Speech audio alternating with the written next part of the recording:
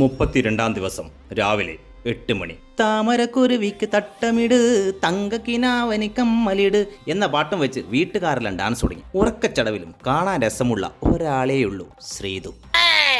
ഡാൻസും പാട്ട് തീർന്നതും നമ്മളെ ജിന്റെ കളിയിലും പ്രാക്കമ്മയും കൂടി സിഗരറ്റിന്റെ പരസ്യത്തിന് പോസ് കൊടുക്കുന്ന പോലെ നിൽക്കുന്നുണ്ടായിരുന്നു.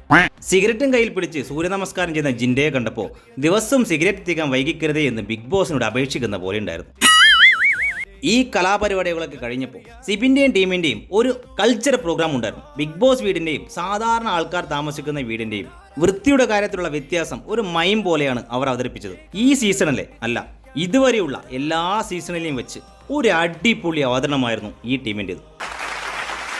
സിബിൻ വന്നോടെ ആ ടീം ഒന്ന് ഉണർന്നിട്ടുണ്ട്. എടുത്തു പറയേണ്ട കാര്യം ശ്രീരേഖയുടെ ആക്ടിംഗ് ആണ്. Salute you Sreerekha, salute you. അടുത്തത് പവർ ടീം ചാലഞ്ചിന്റെ അവസാന ടാസ്ക് ആയിരുന്നു. വടംവലിയായിരുന്നു ടാസ്ക്. പവർ ടീമും ടണൽ ടീമുമാണ് മത്സരിക്കുന്നത്. ബിഗ് ബോസ് പറഞ്ഞ അനുസരിച്ച് ബാക്കിയുള്ള 2 ടീം ആർക്ക് വേണമെങ്കിലും സപ്പോർട്ട് ചെയ്യാം. ഡെൻ ടീം തീരുമാനിച്ചത് പവർ ടീമിനെ സപ്പോർട്ട് ചെയ്യാൻ വേണ്ടിയാണ്. അതായത് സായിയും ജിൻഡോയും അടങ്ങുന്ന ടീം. നെക്സ്റ്റ് ടീമിലെ എല്ലാവരും സപ്പോർട്ട് ചെയ്യുന്നത് ടണൽ ടീമിനെയാണ്. ഇവിടെയാണ് ട്വിസ്റ്റ്.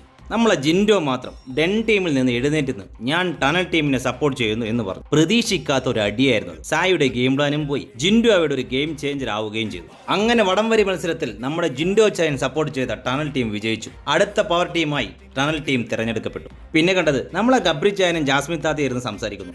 ആക്ച്വലി ജാസ്മിന്റെ ഗെയിം മൊത്തം പൊട്ടി നിൽക്കുകയാണ്.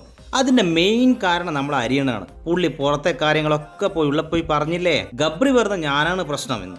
തിരിച്ച് ജാസ്മിൻ പറഞ്ഞു നീയല്ല ഞാനാണ് പ്രശ്നമെന്ന്. ഇത് കണ്ടുകൊണ്ടിരിക്കുന്ന നമ്മൾ എന്ത് പറയണം? നിങ്ങൾ 2 പേരുമാണ് പ്രശ്നം. പിന്നെ വേറൊരു കാര്യമുണ്ട്, എലിമിനേഷനിൽ വന്നാൽ ഇവരെ പുറത്താക്കരുത്. കോണ്ടന്റ് കിട്ടാൻ ഒരുപാട് ബുദ്ധിമുട്ടുണ്ട് നമ്മുടെ യൂട്യൂബേഴ്സിനൊക്കെ. അടുത്തത് ഈദ് ആഘോഷത്തിന്റെ ഭാഗമായി ജാസ്മിന്റെയും നോറയുടെയും മൻസിബയുടെയും കുടുംബാംഗങ്ങൾ ഈദ് ആശംസകൾ അറിയിച്ചു. കൂട്ടത്തിൽ രശ്മിന്റെയും. അങ്ങനെ ഒരാൾ ഉണ്ടായിരുന്നല്ലേ ഈ വീട്ടിൽ.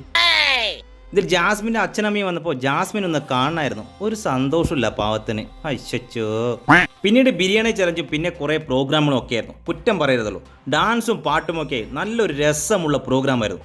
ഇതുവരെയുള്ള എപ്പിസോഡിൽ വെച്ച് എനിക്ക് ഏറ്റവും ഇഷ്ടപ്പെട്ട എപ്പിസോഡായിരുന്നു ഇത്. അപ്പോൾ അടുത്ത എപ്പിസോഡിന്റെ വിശേഷങ്ങളുമായി അടുത്ത വീഡിയോയിൽ വീണ്ടും കാണാം. അതുവരേക്കും ഗുഡ് ബൈ.